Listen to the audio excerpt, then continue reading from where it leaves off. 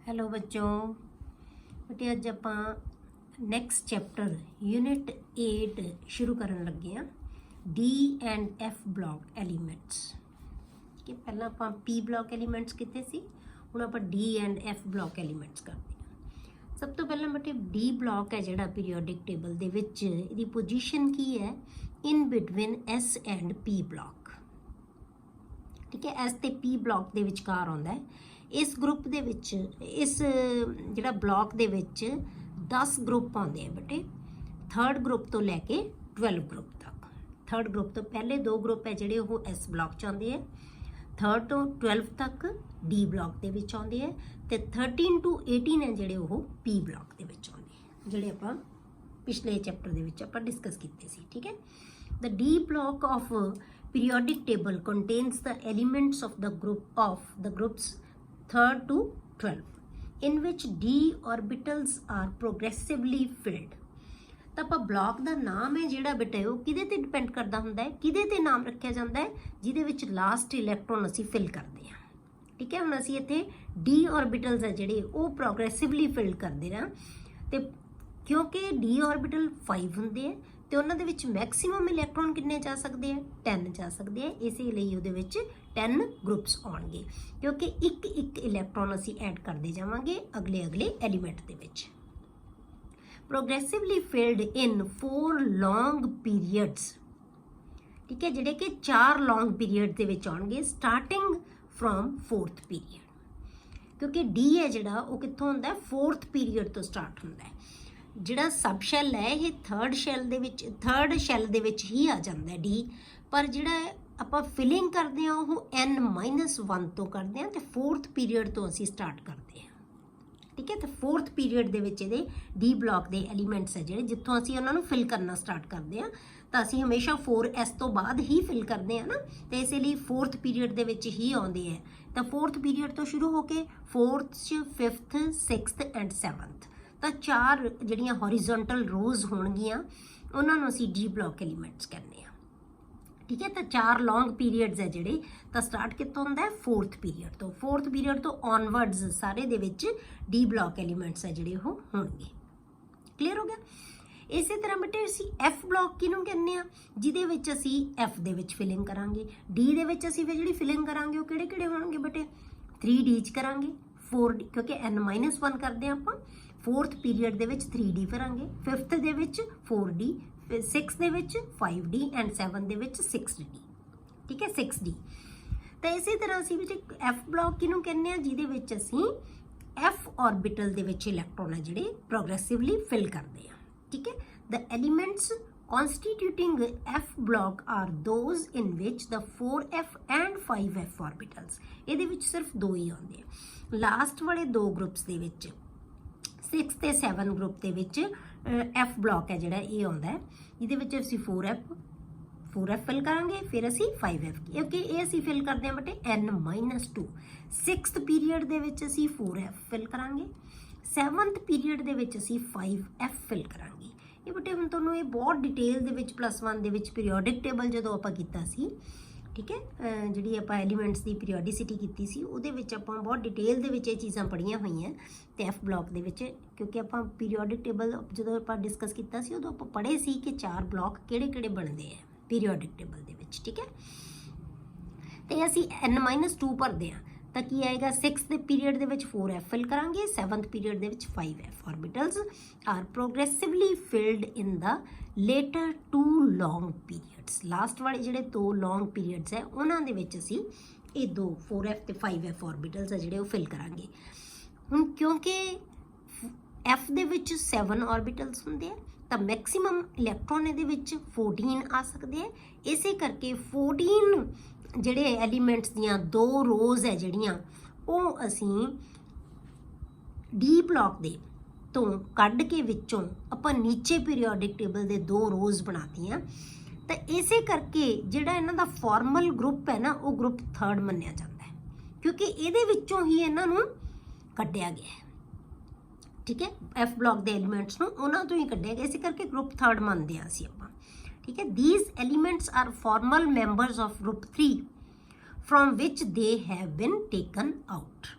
मतलब जे ਆਪਾਂ ਐਡ ਕਰਨਾ ਸੀ ਤਾਂ ਥਰਡ ਗਰੁੱਪ ਤੋਂ ਬਾਅਦ ਔਨਵਰਡ ਫਿਰ ਅਸੀਂ 14 ਮੈਂਬਰਸ ਦੀਆਂ ਰੋਜ਼ ਹੈ ਜਿਹੜੀਆਂ 2 ਉਹ ਬਣਾਉਣੀਆਂ ਸੀ ਨਾਲ, ਠੀਕ ਹੈ। 6th ਪੀਰੀਅਡ ਦੇ ਵਿੱਚ 6 ਤੇ 7th ਪੀਰੀਅਡ ਦੇ ਵਿੱਚ 14 ਮੈਂਬਰਸ ਹੋਰ ਐਡ ਕਰਨੇ ਸੀ, ਤਾਂ ਪੀਰੀਓਡਿਕ ਟੇਬਲ ਬੇਟੇ ਕੀ ਹੈ ਬਹੁਤ ਜ਼ਿਆਦਾ ਲੰਬਾ ਬਣ ਜਾਣਾ ਸੀ, ਤੇ ਇਸ ਕਰਕੇ 14 ਮੈਂਬਰਸ ਦੀਆਂ 2 ਰੋਜ਼ ਕੱਢ ਕੇ ਨੀਚੇ ਰੱਖਤੀਆਂ, ਤੇ ਇਸ ਕਰਕੇ ਅਸੀਂ ਕਹਿੰਦੇ ਹਾਂ ਕਿ ਫਾਰਮਲੀ ਇਹ ਗਰੁੱਪ 3rd ਦੇ ਮੈਂਬਰਸ ਹੈ। ਤਾਂ ਆਪਾਂ ਗਰੁੱਪ ਨੰਬਰ ਇਹਦਾ ਜਦੋਂ ਵੀ ਕਹਿੰਦੇ ਹਾਂ ਐਫ ਬਲਾਕ ਦਾ, ਉਹ ਅਸੀਂ ਹਮੇਸ਼ਾ 3rd ਗਰੁੱਪ ਲਿਖਦੇ ਹਾਂ, ਕਿਉਂਕਿ ਆਪਾਂ ਪੀਰੀਓਡਿਕ ਟੇਬਲ 'ਚ ਪੜ੍ਹਿਆ ਸੀ ਨਾ ਕਿ ਹਰੇਕ ਗਰੁੱਪ ਜਿਹੜਾ ਬਲਾਕ ਹੈ ਉਹਦੇ ਅਸੀਂ ਗਰੁੱਪ ਕੱਢ ਸਕਦੇ ਹਾਂ, ਉਹ ਡਿਪੈਂਡ ਕਰਦਾ ਹੁੰਦਾ ਬਲਾਕ ਦੇ ਉੱਤੇ ਕਿਹੜੇ ਬਲਾਕ ਦਾ ਮੈਂਬਰ ਹੈ, ਉਹਦੇ ਅਕੋਰਡਿੰਗ ਆਪਾਂ ਉਹਦਾ ਗਰੁੱਪ ਹੈ ਜਿਹੜਾ ਉਹ ਕੱਢ ਸਕਦੇ ਹਾਂ। ਤੇ ਇਸ ਕਰਕੇ ਜਿਹੜਾ ਐਫ ਬਲਾਕ ਹੈ ਉਹਦਾ ਗਰੁੱਪ ਹਮੇਸ਼ਾ ਅਸੀਂ 3rd ਮੰਨਦੇ ਹਾਂ। ਕਲੀਅਰ।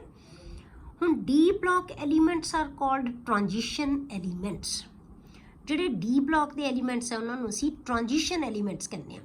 ਟ੍ਰਾਂਜੀਸ਼ਨ ਐਲੀਮੈਂਟਸ ਨੂੰ ਕਿਉਂ ਕਿਹਾ ਜਾਂਦਾ ਇਹਨਾਂ ਨੂੰ ਬੇਟੇ ਟ੍ਰਾਂਜੀਸ਼ਨ ਐਲੀਮੈਂਟਸ? ਕਿਉਂਕਿ ਐਸ ਬਲਾਕ ਤੇ ਪੀ ਬਲਾਕ ਦੇ ਵਿਚਕਾਰ ਹੁੰਦੇ ਹੈ, ਇਸ ਕਰਕੇ ਟ੍ਰਾਂਜੀਸ਼ਨ ਐਲੀਮੈਂਟਸ ਇਹਨਾਂ ਨੂੰ ਕਹਿੰਦੇ ਆ। F block elements R called inner transition elements. ਇਹਨਾਂ ਨੂੰ ਅਸੀਂ ਇਨਰ ਟ੍ਰਾਂਜੀਸ਼ਨ ਐਲੀਮੈਂਟਸ ਕਹਿੰਦੇ ਆ ਐਫ ਬਲਾਕ ਨੂੰ। ਕਿਉਂ? ਕਿਉਂਕਿ ਇਹ ਟ੍ਰਾਂਜੀਸ਼ਨ ਐਲੀਮੈਂਟਸ ਦੇ ਵੀ ਵਿੱਚੋਂ ਕੱਢੇ ਗਏ ਹੈ, ਇਸ ਕਰਕੇ ਆਪਾਂ ਇਹਨਾਂ ਨੂੰ ਕੀ ਕਵਾਂਗੇ? Inner transition elements. ਕਲੀਅਰ। ਹੁਣ ਆਪਾਂ ਕਰਦੇ ਹਾਂ ਬੇਟੇ ਟ੍ਰਾਂਜੀਸ਼ਨ ਐਲੀਮੈਂਟਸ ਡੀ ਬਲਾਕ। ਪਹਿਲਾਂ ਆਪਾਂ ਡੀ ਬਲਾਕ ਡਿਸਕਸ ਕਰਾਂਗੇ, ਇਹ ਬਲਾਕ ਦੀਆਂ ਪ੍ਰੋਪਰਟੀਜ਼ ਕਰਾਂਗੇ ਆਪਾਂ, ਫਿਰ ਇਹਨਾਂ ਦੇ ਜਿਹੜੇ ਕੰਪਾਊਂਡਸ ਪੜਾਂਗੇ, ਉਸ ਤੋਂ ਬਾਅਦ ਫਿਰ ਆਪਾਂ ਐਫ ਬਲਾਕ ਪੜਾਂਗੇ, ਠੀਕ ਹੈ। ਪਹਿਲਾਂ ਆਪਾਂ ਸ਼ੁਰੂ ਕਰਦੇ ਹਾਂ ਡੀ ਬਲਾਕ। ਹੁਣ ਡੀ ਬਲਾਕ ਦੇ ਵਿੱਚ ਆਪਾਂ ਐਕਚੁਅਲੀ ਟ੍ਰਾਂਜੀਸ਼ਨ ਐਲੀਮੈਂਟਸ ਕਿਹਨਾਂ ਨੂੰ ਕਿਹਾ ਜਾਂਦਾ ਹੈ, ਇਹਦੀ ਡੈਫੀਨੇਸ਼ਨ ਕੀ ਹੈ transition elements the? The transition element is defined as the one which has incompletely filled d orbitals in its ground state or in any one of its oxidation states। मतलब ਕੀ ਹੈ ਬੇਟੇ ਕਿ ਜਿਹੜੇ ਟ੍ਰਾਂਜੀਸ਼ਨ ਐਲੀਮੈਂਟਸ ਬੇਟੇ ਅਸੀਂ ਉਹਨਾਂ ਨੂੰ ਜਾਂ ਟ੍ਰਾਂਜੀਸ਼ਨ ਐਲੀਮੈਂਟ ਅਸੀਂ ਉਹਨੂੰ ਕਹਿੰਦੇ ਆ ਜਿਹਦੇ ਵਿੱਚ ਡੀ ਆਰਬਿਟਲ ਹੈ ਜਿਹੜਾ ਉਹ ਇਨਕੰਪਲੀਟ ਹੋਵੇ, ਇਨਕੰਪਲੀਟ ਡੀ ਆਰਬਿਟਲ ਹੋਵੇ, ਠੀਕ ਹੈ।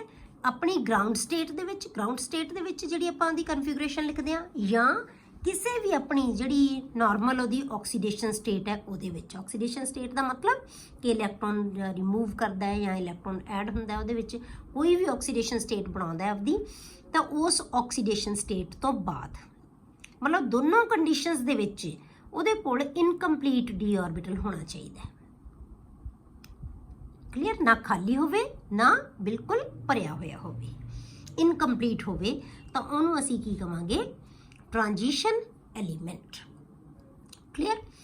ਇਹਦੇ ਨਾਲ ਰਿਲੇਟਡ ਕੁਐਸਚਨ ਬੇਟੇ ਬਹੁਤ ਜਿਹੜਾ ਹੈਗਾ ਇੰਪੋਰਟੈਂਟ ਹੈ, ਤੇ ਇਸ ਲਈ ਇਸ ਚੀਜ਼ ਨੂੰ ਬਹੁਤ ਚੰਗੀ ਤਰ੍ਹਾਂ ਸਮਝਣਾ ਹੈ ਕਿ ਟ੍ਰਾਂਜੀਸ਼ਨ ਐਲੀਮੈਂਟਸ ਕਿਹਨਾਂ ਨੂੰ ਕਿਹਾ ਜਾਂਦਾ ਹੈ, ਕਿਉਂਕਿ ਤੁਹਾਨੂੰ ਇਹ ਕੁਐਸਚਨ ਪੁੱਛਿਆ ਜਾਂਦਾ ਹੈ ਕਿ ਜਿਵੇਂ ਆਪਾਂ ਨੈਕਸਟ ਹੀ ਪੜ੍ਹਦੇ ਹਾਂ ਕਿ zinc, cadmium and mercury are not regarded as transition elements।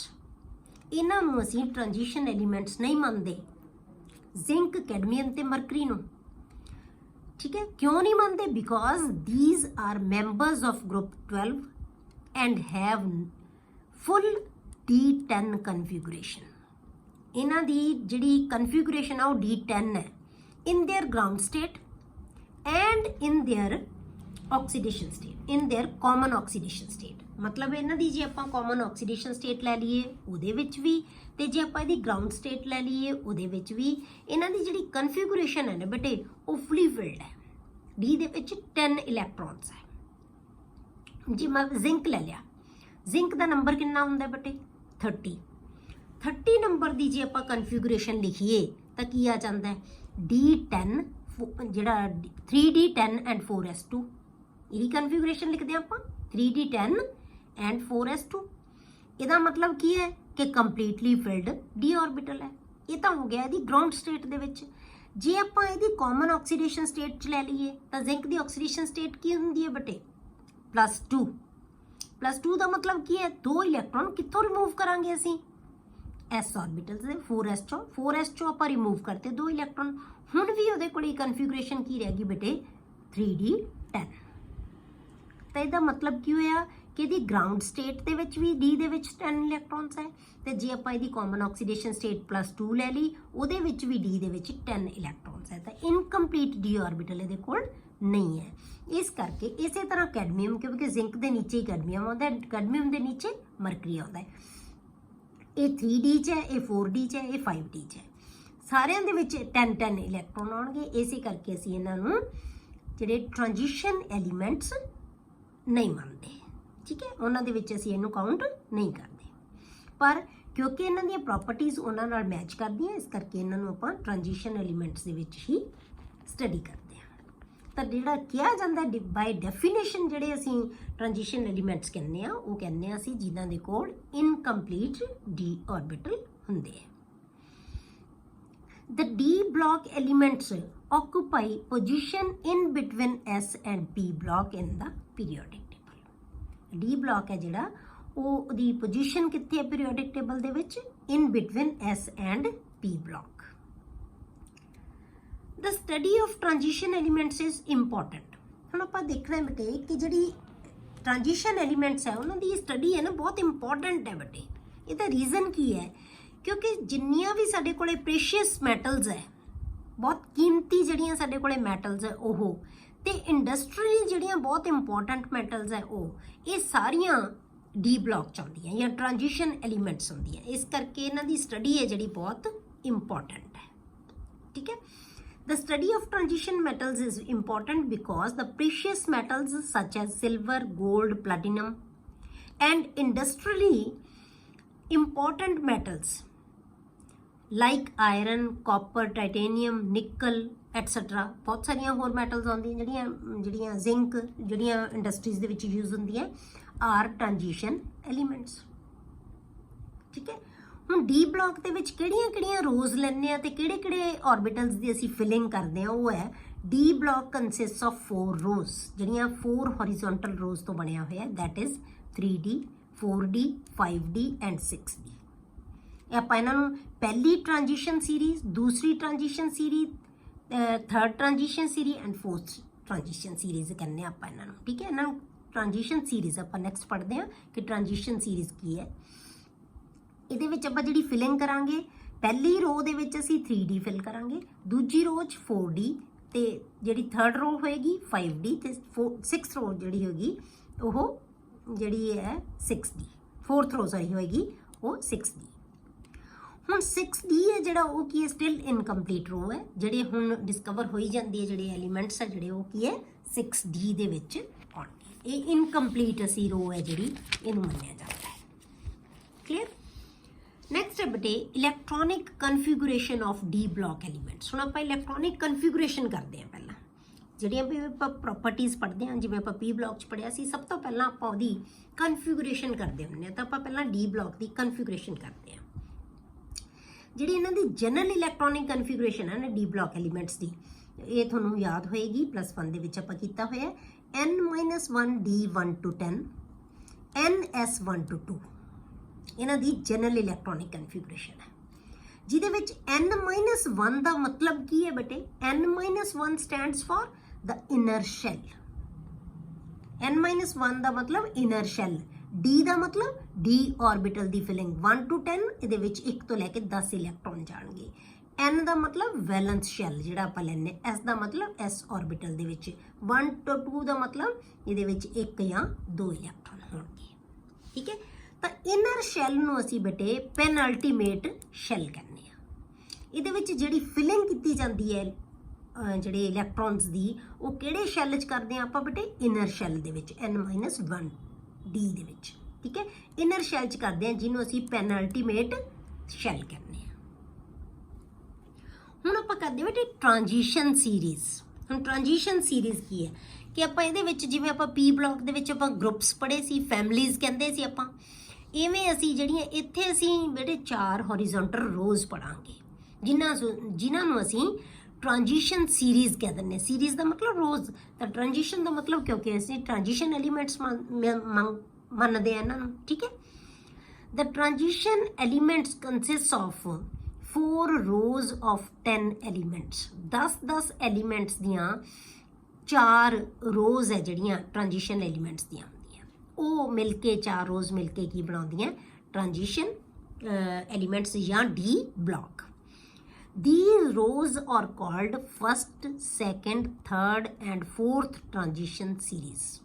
ਹੁਣ ਇਸ ਬਲੌਕ ਨੂੰ ਆਪਾਂ ਸੀਰੀਜ਼ ਦੇ ਫਾਰਮ ਦੇ ਵਿੱਚ ਡਿਸਕਸ ਕਰਨਾ ਹੈ।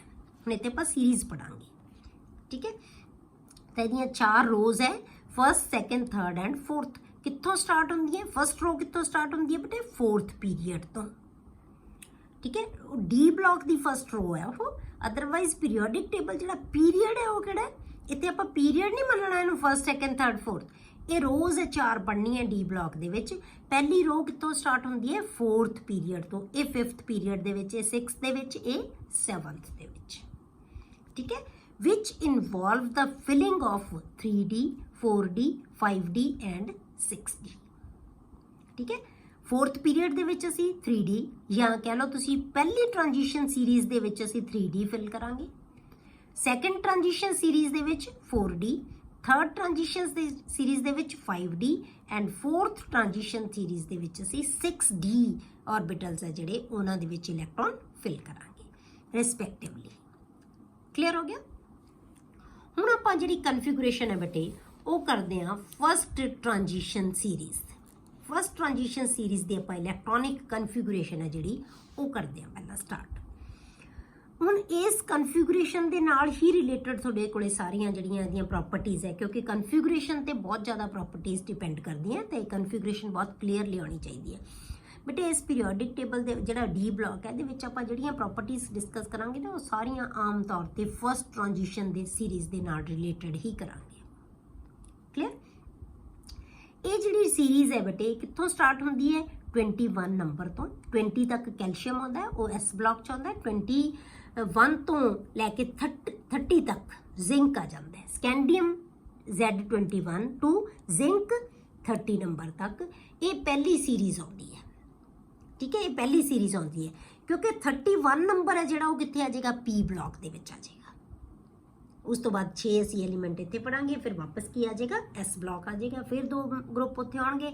ਉਸ ਤੋਂ ਬਾਅਦ ਫਿਰ ਤੁਹਾਡੀ ਨੈਕਸਟ ਸੀਰੀਜ਼ ਹੈ ਜਿਹੜੀ ਕਿੱਥੇ ਸ਼ੁਰੂ ਹੋ ਜਾਏਗੀ? ਡੀ ਦੇ ਵਿੱਚ ਆ ਜਾਏਗੀ। ਹੁਣ ਪਹਿਲੀ ਸੀਰੀਜ਼ ਦੇ ਵਿੱਚ ਜਿਹੜੇ ਮੈਂਬਰ ਆਉਂਦੇ ਆ ਉਹ ਸਕੈਂਡੀਅਮ ਤੋਂ ਜ਼ਿੰਕ ਆਉਂਦੇ ਆ। ਜ਼ਿੰਕ ਜਿਹੜਾ ਸਕੈਂਡੀਅਮ ਦਾ ਨੰਬਰ ਕਿੰਨਾ ਹੈ? ਅਟੋਮਿਕ ਨੰਬਰ 21 ਤੇ ਜ਼ਿੰਕ ਦਾ ਅਟੋਮਿਕ ਨੰਬਰ 30। ਇਹ 10 ਐਲੀਮੈਂਟਸ ਹੈ ਜਿਹੜੇ ਉਹ ਪਹਿਲੀ ਟ੍ਰਾਂਜੀਸ਼ਨ ਸੀਰੀਜ਼ ਦੇ ਵਿੱਚ ਆਉਂਦੇ ਆ। ਹੁਣ ਆਪਾਂ ਇਹਨਾਂ ਦੀ ਇਲੈਕਟ੍ਰੋਨਿਕ ਕਨਫੀਗੂਰੇਸ਼ਨ ਹੈ ਜਿਹੜੀ ਉਹ ਡਿਸਕਸ ਕਰਦੇ ਹਾਂ ਬੇਟੇ। ਜੇ ਆਪਾਂ ਸਕੈਂਡੀਅਮ ਲਵਾਂਗੇ ਉਹਦੇ ਵਾਸਤੇ ਸਿੰਬਲ ਕੀ ਹੈ ਉਹਦਾ? ਇਹ ਅਟੋਮਿਕ ਨੰਬਰ ਕੀ ਹੈ ਤੇ ਇਲੈਕਟ੍ਰੋਨਿਕ ਕਨਫੀਗੂਰੇਸ਼ਨ ਕੀ ਹੈ। ਪਹਿਲੇ ਗਰੁੱਪ ਨੂੰ ਆਪਾਂ ਪਹਿਲੀ ਸੀਰੀਜ਼ ਨੂੰ ਆਪਾਂ ਡਿਟੇਲ ਦੇ ਵਿੱਚ ਕਰਦੇ ਹਾਂ, ਬਾਕੀਆਂ ਦੀ ਸਾਨੂੰ ਇੰਨੀ ਡਿਟੇਲ ਦੀ ਲੋੜ ਨਹੀਂ ਹੈ। ਹੁਣ ਸਕੈਂਡੀਅਮ ਦੀ ਕਨਫੀਗੂਰੇਸ਼ਨ ਜੇ ਆਪਾਂ ਲਿਖੀਏ, ਕਨਫੀਗੂਰੇਸ਼ਨ ਆਪਾਂ ਬਹੁਤ ਡਿਟੇਲ ਦੇ ਵਿੱਚ ਕੀਤੀ ਹੋਈ ਹੈ, ਉਹ ਤੁਹਾਨੂੰ ਆਉਂਦੀ ਹੋਏਗੀ। ਆਰਗਨ 18, ਹੁਣ ਸਾਨੂੰ ਪੂਰੀ ਲਿਖਣ ਦੀ ਲੋੜ ਨਹੀਂ ਹੈ, ਆਰਗਨ 18 ਤੱਕ ਨੰਬਰ ਹੈਗਾ। ਆਰਗਨ 18 ਹੋ ਗਿਆ। ਉਸ ਤੋਂ ਬਾਅਦ ਬੇਟੇ 4s ਦੇ ਵਿੱਚ 2 ਇਲੈਕਟ੍ਰੋਨ ਜਾਂਦੇ ਆ, ਠੀਕ ਹੈ। s ਦੇ ਵਿੱਚ ਕਿੰਨੇ ਆ ਗਏ? 2 electron, 4s2 and 3d1। Clear? ਆਪਾਂ ਲਿਖਣਾ ਹੈ 18 ਆਰਗਨ ਤੱਕ ਆ ਗਿਆ। ਫਿਰ ਲਿਖੋ 3d1 ਐਂਡ 4s2। ਲਿਖਦੇ ਅਸੀਂ ਇਦਾਂ, ਐਕਚੁਅਲੀ ਫਿਲ ਕਿਹਦੇ 'ਚ ਕਰਦੇ ਹਾਂ? ਪਹਿਲਾਂ 4s ਦੇ ਵਿੱਚ। 4s ਦੇ ਵਿੱਚ ਕਿਉਂ? ਕਿਉਂਕਿ 4s ਦਾ એનર્ਜੀ ਲੈਵਲ ਹੈ ਜਿਹੜਾ ਉਹ ਘੱਟ ਹੁੰਦਾ ਹੈ ਐਜ਼ ਕੰਪੇਅਰ ਟੂ 3d। ਮਤਲਬ 3d ਦੀ ਫਿਲਿੰਗ ਹੈ ਜਿਹੜੀ ਉਹ ਬਾਅਦ 'ਚ ਹੁੰਦੀ ਹੈ ਕਿਉਂਕਿ ਉਹਦਾ એનર્ਜੀ ਲੈਵਲ ਜ਼ਿਆਦਾ ਹੁੰਦਾ ਹੈ ਐਜ਼ ਕੰਪੇਅਰ ਟੂ 4s। ਹੁੰਦਾ ਇੰਟੀਰੀਅਰ ਹੈ ਪਰ ਉਹਦਾ ਜਿਹੜਾ ਲੈਵਲ ਹੈ એનર્ਜੀ ਦਾ ਉਹ ਕੀ ਹੈ? ਕਿਉਂਕਿ ਅਸੀਂ ਫਿਲਿੰਗ ਹਮੇਸ਼ਾ ਕਿਹਦੇ ਅਕੋਰਡਿੰਗ ਕਰਦੇ ਹਾਂ? According to increasing energy levels. Clear ਹੋ ਗਿਆ? ਤਾਂ ਇਹਨੂੰ ਤੁਸੀਂ 4s2 ਐਂਡ 3d1 ਵੀ ਲਿਖ ਸਕਦੇ ਹੋ। ਇਹ ਹੁਣ ਤੁਸੀਂ ਯਾਦ ਕੀ ਰੱਖਣਾ ਹੈ ਕਿ ਡੀ ਦੇ ਵਿੱਚ ਕਿੰਨੇ ਇਲੈਕਟ੍ਰੋਨ ਆਉਣਗੇ, ਉਹਦਾ ਨੰਬਰ ਕਿੰਨਾ ਹੈ ਜਿੰਨੇ 20 ਤੋਂ ਬਾਅਦ ਇਹਦੇ ਕੋਲ ਇਲੈਕਟ੍ਰੋਨ ਹੋਣਗੇ। ਕਿਉਂਕਿ 4s ਦੇ ਵਿੱਚ ਇਲੈਕਟ੍ਰੋਨ ਫਿਲ ਕਰਨ ਨਾਲ ਇਹਦਾ ਟੋਟਲ ਨੰਬਰ ਕਿੰਨਾ ਬਣ ਜਾਂਦਾ? 20। ਤਾਂ ਹੁਣ ਜਿੰਨਾ ਅਟੋਮਿਕ ਨੰਬਰ ਹੋਏਗਾ ਉਹਦੇ ਵਿੱਚ 20 ਤੋਂ ਬਾਅਦ ਜਿੰਨੇ ਇਲੈਕਟ੍ਰੋਨ ਆਉਣੇ ਆ, ਯਾਦ ਰੱਖਣ ਦਾ ਮੈਥਡ, ਉਹ ਡੀ ਦੇ ਵਿੱਚ ਉਨੇ ਇਲੈਕਟ੍ਰੋਨ ਹੋਣਗੇ। ਜੇ 21 ਹੈ ਤਾਂ ਡੀ 'ਚ 1 ਇਲੈਕਟ੍ਰੋਨ, ਜੇ 2 ਹੈ ਤਾਂ ਡੀ 'ਚ 2 ਇਲੈਕਟ੍ਰੋਨ, 3 ਹੈ ਤਾਂ 3 ਇਲੈਕਟ੍ਰੋਨਸ। ਕਿਉਂਕਿ 18 ਤਾਂ ਆਰਗਨ ਤੱਕ ਆ ਗਏ ਬੇਟੇ, 2 ਇਲੈਕਟ੍ਰੋਨ 4s 'ਚ ਗਏ ਤਾਂ ਕਿੰਨਾ ਬਣ ਗਿਆ ਟੋਟਲ ਨੰਬਰ? 20। ਤਾਂ ਉਸ ਤੋਂ ਬਾਅਦ ਜਿੰਨੇ ਇਲੈਕਟ੍ਰੋਨ ਹੈ ਉਹ ਸਾਰੇ ਡੀ 'ਚ ਜਾਣਗੇ। ਬਸ ਇਹ ਸੌਖਾ ਜਿਹਾ ਮੈਥਡ ਯਾਦ ਰੱਖਣਾ ਹੈ। ਤਾਂ ਮੈਂ ਤੁਹਾਨੂੰ 1 ਦੇ ਵਿੱਚ ਵੀ ਕਿਹਾ ਸੀ ਕਿ 30 ਤੱਕ ਤੁਹਾਨੂੰ ਕਨਫੀਗਰੇਸ਼ਨ ਆਉਣੀ ਚਾਹੀਦੀ ਹੈ। ਬਸ ਇਹਨਾਂ ਨਾਲ ਹੀ ਰਿਲੇਟਡ ਤੁਹਾਨੂੰ ਸਾਰੇ ਕੁਐਸਚਨਸ ਆਉਣਗੇ। ਇੱਥੋਂ ਤੱਕ ਕਨਫੀਗਰੇਸ਼ਨ ਤੁਹਾਨੂੰ ਹਰੇਕ ਬੱਚੇ ਨੂੰ ਆਉਣੀ ਚਾਹੀਦੀ ਹੈ, ਇਹ ਆਉਂਦੀ ਵੀ ਹੋਏਗੀ ਤੁਹਾਨੂੰ, ਠੀਕ ਹੈ। ਤਾਂ ਮੈਂਬਰਸ ਕਿਹੜੇ ਹੈ? ਸਕੈਂਡੀਅਮ, titanium, ਵੈਨੇਡੀਅਮ, chromium, manganese, iron, cobalt, निकल, कॉपर एंड जिंक, ठीक है। 30 तक मैंबर्स है जिहड़े वो आ गए। हुण आपां 22 नंबर लैने आ। 22 नंबर दे विच की कन्फिगरेशन होएगी बेटे? आर्गन 18, हरेक दे उत्ते 18 लिख सकदे हो तुसीं, तुहानूं पता लग जांदा भी किन्ने इलैक्ट्रॉन असीं फिल करते।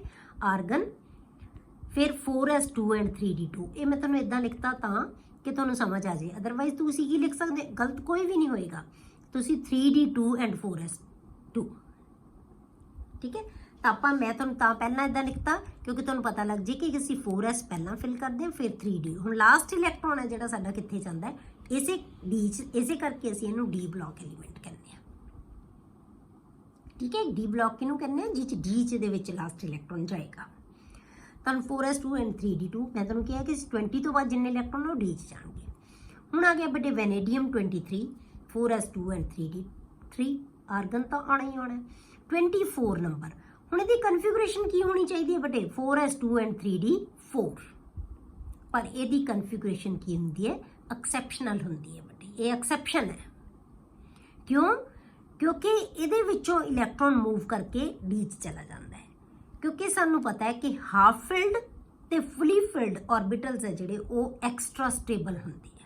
ये आपां कीता होया है। रीजन की है? एक तो कन्फिगरेशन है जिहड़ी वो सिमेट्रिक होगी बेटे, दूसरा इहदा रीजन की है कि इहदे विच जिहड़ियां एक्सचेंजिस पोजीशन है, जिहड़ियां एक्सचेंज पोजीशनस है जिहड़ियां इलैक्ट्रॉन दियां, वो उन्हां दा नंबर ज़्यादा हुंदा है, क्योंकि जदों इलैक्ट्रॉन एक्सचेंज कर सकदा है उहदी पोजीशन तो उहदे नाल एनर्जी रिलीज़ हुंदी है ते स्टेबिलिटी उहदी हमेशा वधदी है, ठीक है।